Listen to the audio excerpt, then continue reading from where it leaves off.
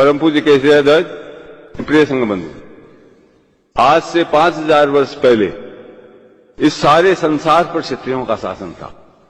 केवल 5000 वर्ष में हमारा इतना पतन हुआ कि आज संसार में सुई की नोक रखने जितनी जगह पर हमारा शासन नहीं।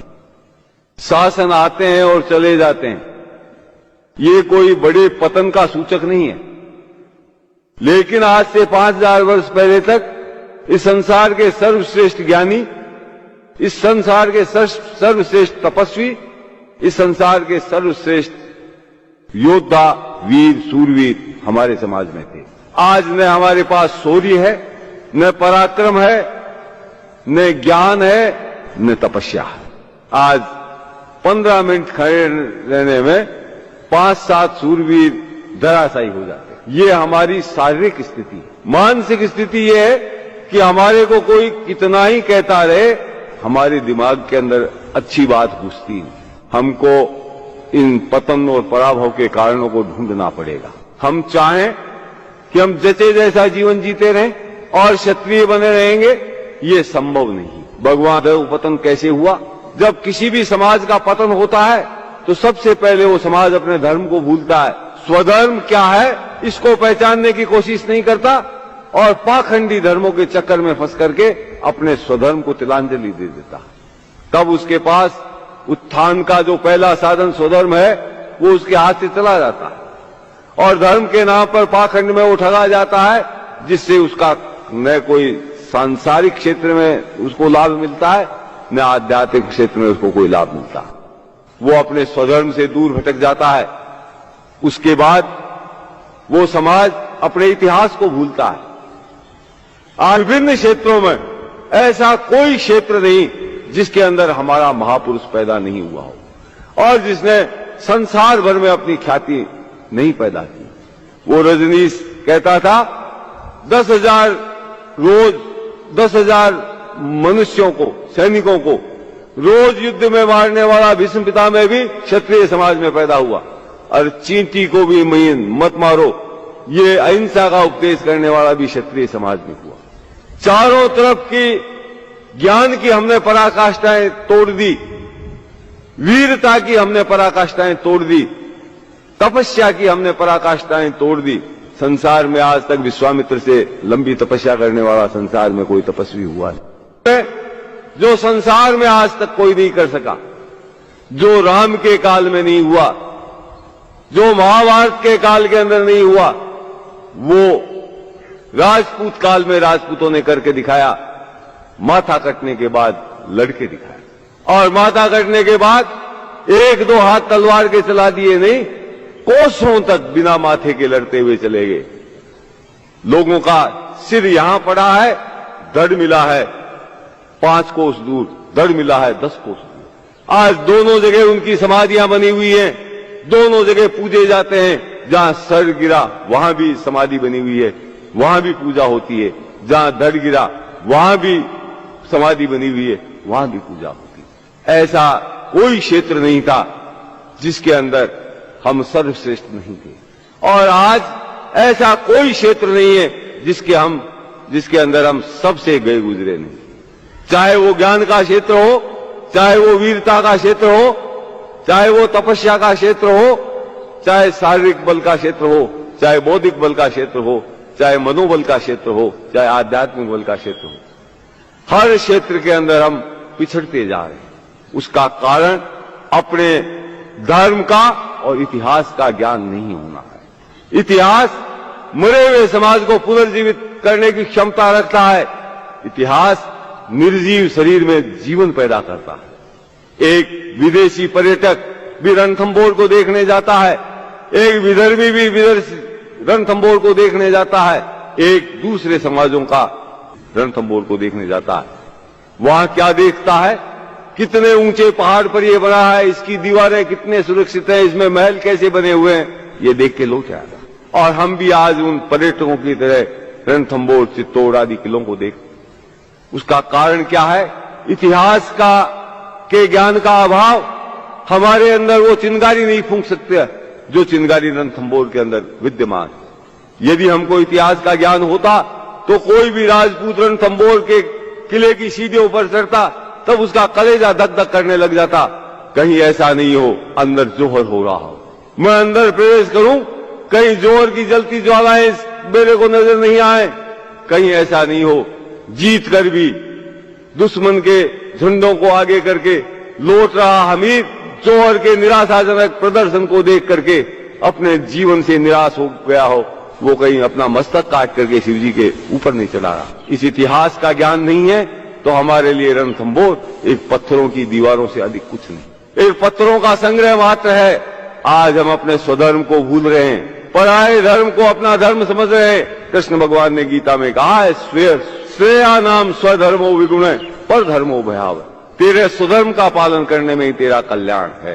दूसरा धर्म भय को देने वाला, दूसरा धर्म तेरे को कायर बना देगा, तेरे को पलायनवादी बना देगा।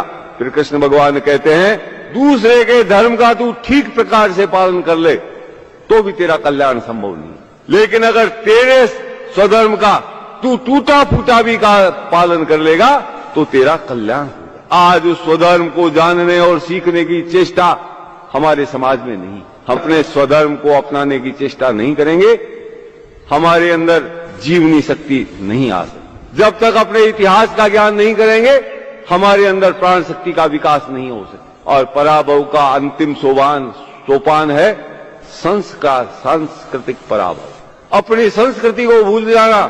आज भी हर दिन हमारा बोल चाल, रीति रिवाज, खान पान, रहन सहन सब दूषित होता जा रहा है। इस पूंजीवादी सभ्यता और पूंजीवादी संस्कृति यानी विदेशी सभ्यता और विदेशी संस्कृति यानी ईसाइयत की सभ्यता और ईसाइयों की संस्कृति का प्रचार आज इस देश के अंदर चैत्र शुक्ला प्रतिपदा को कोई नया वर्ष नहीं मनाता। 1 जनवरी को ये धर्म के ठेकेदार बने हुए शुभकामनाएं देते हैं, नए साल की शराब पी के नाचते हैं। शहरों में जाकर के देखो, ये सारे पी करके होटलों में नाचते हैं। और अपने स्वधर्म को सीखना पड़ेगा। सिखाएगा कौन? उपनिषदों में लिखा है, क्षत्रियों ने अपना ज्ञान कभी किसी को नहीं बताया, इसीलिए उन्होंने करोड़ों वर्ष तक इस सृष्टि पर शासन किया। हमारे धर्म का कोई ग्रंथ नहीं है जिससे हम ये सीख ले कि ऐसा शास्त्र धर्म है। हमको जो हमारे श्रेष्ठतम ग्रंथ हैं, उपनिषद, वाल्मीकि रामायण, महाभारत, गीता आदि के अंदर सर खपा करके ये ढूंढना पड़ेगा कि हमारे पूर्वज किस रास्ते पर चल करके इतने महान बने। उस रास्ते को हम स्वयं ढूंढें, उस रास्ते पर अग्रसर हों, तब हमारा उत्थान संभव है। लेकिन आज राजपूतों के गांवों की, राजपूतों के परिवारों की और राजपूत नवयुवकों की सबकी मानसिकता यह है, पेट कैसे भरा जाए। पेट भरना कोई समस्या नहीं, कुत्ता भी अपना पेट भरता है। किसी को भूखे मरते सुना क्या आपने? कुत्ता फला जगह भूखा मरता मर गया। पेट की आग में इतनी क्षमता है कि वो आदमी को दौड़ा करके अपना पेट अपने आप भर लेता। मनुष्य में और पशु में अगर कोई अंतर है, पशु भी पेट भरता है, बच्चे बच्ची पैदा करता है, और मनुष्य भी ये काम करता है। जब तक यहां तक मनुष्य सीमित है, पशु में और उसमें कोई अंतर नहीं। मनुष्य की विशेषता उसके स्वधर्म का ज्ञान है। वो अपने स्वधर्म का ज्ञान अर्जित करके उसके रास्ते पर चलता है, सह उद्देश्य जीवन जीता है, अपने स्वधर्म का पालन करने के लिए जिंदा रहता है, तब वो मनुष्य है, तभी वो क्षत्रिय है। और आज एक भी राजपूत इस मार्ग पर चलने के लिए तैयार नहीं। उनको ऐश चाहिए, उनको आराम चाहिए, उनको दूसरों की देखा देखी अपनी संस्कृति को तूली लगाना मंजूर है, लेकिन अपने धर्म, इतिहास और संस्कृति को रक्षा के लिए प्रयत्न करना मंजूर है। आज हम धर्म खो चुके हैं, इतिहास को हमने गंवा दिया है। झूठे इतिहास को हम पढ़ करके हमारा इतिहास मान रहे हैं, अपने मुंह से अपने महापुरुषों को कलंकित कर रहे हैं। और अब आजादी के बाद हमने अपना जनाजा निकालने की तैयारी कर ली। आजादी के बाद हमारा जितना सांस्कृतिक पतन हुआ है, उतना पिछले 5000 वर्ष में नहीं, जितना पतन हमने पिछले 50 वर्ष में कर लिया। इस पतन के बाद हम राजपूत नहीं रहेंगे, हम क्षत्रिय नहीं रहेंगे, इस बात को आपको स्वीकार करना चाहिए। और नहीं स्वीकार करेंगे तो भी आप राजपूत नहीं रहेंगे। स्वीकार करेंगे तो प्रयत्न करेंगे क्षत्रिय बने रहने के लिए, राजपूत बने रहने के लिए, और तब हो सकता है हमारा ये डूबता हुआ समाज डूबने से बच जाए। इसलिए आज हम यहां परम पूज्य केशरी प्रिय संघ बंधु, आज से 5000 वर्ष पहले इस सारे संसार पर क्षत्रियों का शासन था। केवल 5000 वर्ष में हमारा इतना पतन हुआ कि आज संसार में सुई की नोक रखने जितनी जगह पर हमारा शासन नहीं। शासन आते हैं और चले जाते हैं, ये कोई बड़े पतन का सूचक नहीं है। लेकिन आज से 5000 वर्ष पहले तक इस संसार के सर्वश्रेष्ठ ज्ञानी, इस संसार के सर्वश्रेष्ठ तपस्वी, इस संसार के सर्वश्रेष्ठ योद्धा, वीर, सूरवीर हमारे समाज में थे। आज न हमारे पास शौर्य है, न पराक्रम है, न ज्ञान है, न तपस्या है। आज 15 मिनट खड़े रहने में 5-7 सूरवीर धराशायी हो जाते हैं। ये हमारी शारीरिक स्थिति है। मानसिक स्थिति ये है कि हमारे को कोई कितना ही कहता रहे, हमारे दिमाग के अंदर अच्छी बात घुसती नहीं। हमको इन पतन और पराभव के कारणों को ढूंढना पड़ेगा। हम चाहें कि हम जैसे जैसा जीवन जीते रहें और क्षत्रिय बने रहेंगे, ये संभव नहीं। भगवान देव पतन कैसे हुआ? जब किसी भी समाज का पतन होता है तो सबसे पहले वो समाज अपने धर्म को भूलता है, स्वधर्म क्या है इसको पहचानने की कोशिश नहीं करता और पाखंडी धर्मों के चक्कर में फंस करके अपने स्वधर्म को तिलांजलि दे देता है। तब उसके पास उत्थान का जो पहला साधन स्वधर्म है वो उसके हाथ से चला जाता है और धर्म के नाम पर पाखंड में वो ठगा जाता है, जिससे उसका न कोई सांसारिक क्षेत्र में उसको लाभ मिलता है, न आध्यात्मिक क्षेत्र में उसको कोई लाभ मिलता है। वो अपने स्वधर्म से दूर भटक जाता है। उसके बाद वो समाज अपने इतिहास को भूलता है। आज विभिन्न क्षेत्रों में ऐसा कोई क्षेत्र नहीं जिसके अंदर हमारा महापुरुष पैदा नहीं हुआ हो और जिसने संसार भर में अपनी ख्याति नहीं पैदा की। वो रजनीश कहता था 10,000 रोज 10,000 मनुष्यों को, सैनिकों को रोज युद्ध में मारने वाला भीष्म पितामह भी क्षत्रिय समाज में पैदा हुआ और चींटी को भी मत मारो, ये अहिंसा का उपदेश करने वाला भी क्षत्रिय समाज में हुआ। चारों तरफ की ज्ञान की हमने पराकाष्ठाएं तोड़ दी, वीरता की हमने पराकाष्ठाएं तोड़ दी, तपस्या की हमने पराकाष्ठाएं तोड़ दी। संसार में आज तक विश्वामित्र से लंबी तपस्या करने वाला संसार में कोई तपस्वी हुआ नहीं, जो संसार में आज तक कोई नहीं कर सका, जो राम के काल में नहीं हुआ, जो महाभारत के काल के अंदर नहीं हुआ, वो राजपूत काल में राजपूतों ने करके दिखाया। माथा कटने के बाद लड़के दिखाया और माथा कटने के बाद 1-2 हाथ तलवार के चला दिए नहीं, कोसों तक बिना माथे के लड़ते हुए चले गए।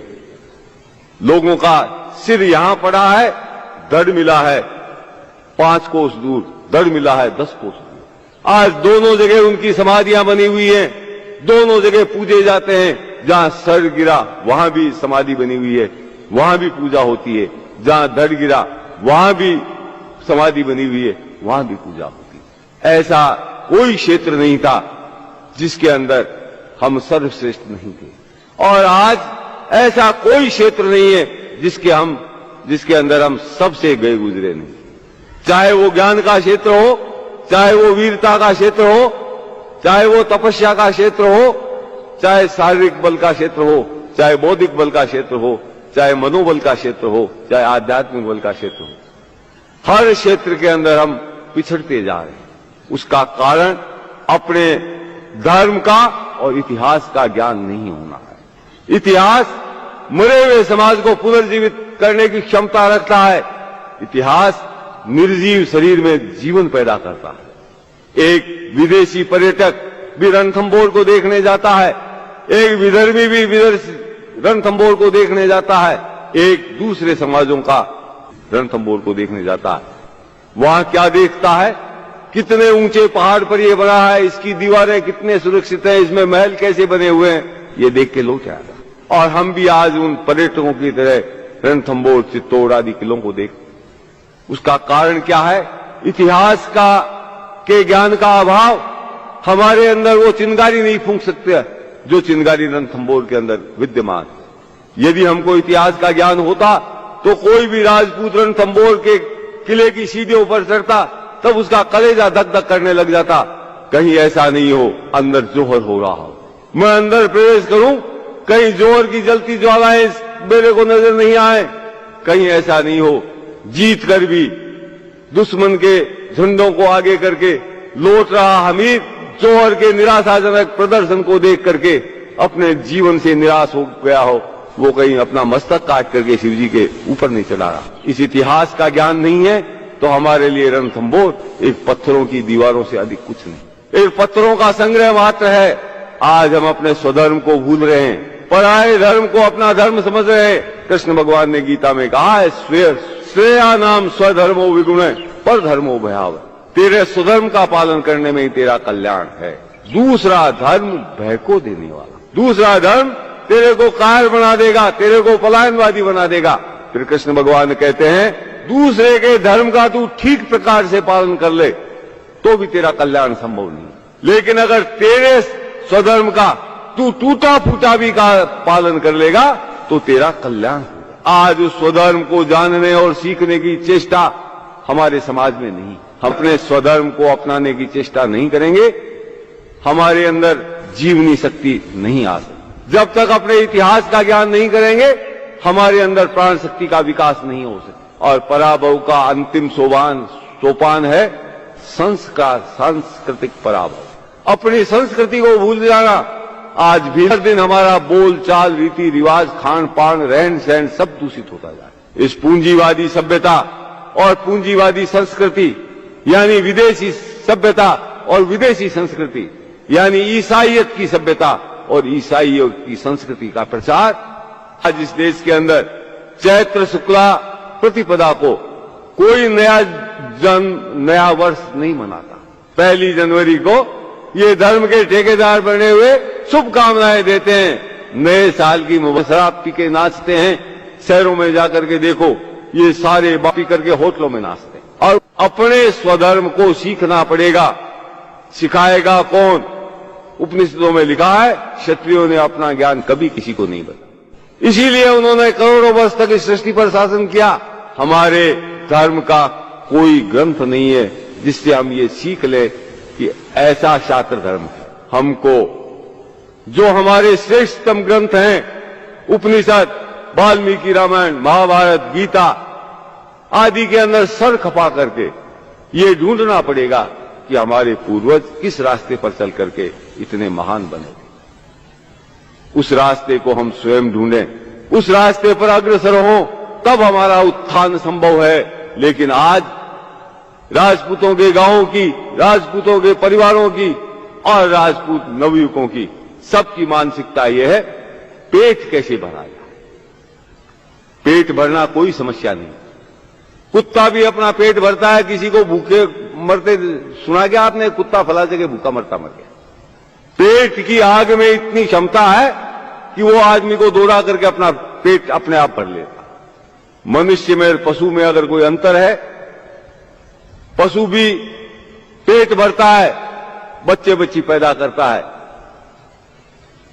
और मनुष्य भी ये काम करता है। जब तक यहां तक मनुष्य सीमित है, पशु में और उसमें कोई अंतर नहीं। मनुष्य की विशेषता उसके स्वधर्म का ज्ञान है। वो अपने स्वधर्म का ज्ञान अर्जित करके उसके रास्ते पर चलता है, सह उद्देश्य जीवन जीता है, अपने स्वधर्म का पालन करने के लिए जिंदा रहता है, तब वो मनुष्य है, तभी वो क्षत्रिय है। और आज एक भी राजपूत इस मार्ग पर चलने के लिए तैयार है। उनको ऐश चाहिए, उनको आराम चाहिए, उनको दूसरों की देखा देखी अपनी संस्कृति को तूली लगाना मंजूर है, लेकिन अपने धर्म, इतिहास और संस्कृति को रक्षा के लिए प्रयत्न करना मंजूर है। आज हम भी हम धर्म खो चुके हैं, इतिहास को हमने गंवा दिया है। झूठे इतिहास को हम पढ़ करके हमारा इतिहास मान रहे हैं, अपने मुंह से अपने महापुरुषों को कलंकित कर रहे हैं। और अब आजादी के बाद हमने अपना जनाजा निकालने की तैयारी कर ली। आजादी के बाद हमारा जितना सांस्कृतिक पतन हुआ है उतना पिछले 5000 वर्ष में नहीं, जितना पतन हमने पिछले 50 वर्ष में कर लिया। इस पतन के बाद हम राजपूत नहीं रहेंगे, हम क्षत्रिय नहीं रहेंगे, इस बात को आपको स्वीकार करना चाहिए। और नहीं स्वीकार करेंगे तो भी आप राजपूत नहीं रहेंगे। स्वीकार करेंगे तो प्रयत्न करेंगे क्षत्रिय बने रहने के लिए, राजपूत बने रहने के लिए, और तब हो सकता है हमारा ये डूबता हुआ समाज डूबने से बच जाए। इसलिए आज हम यहां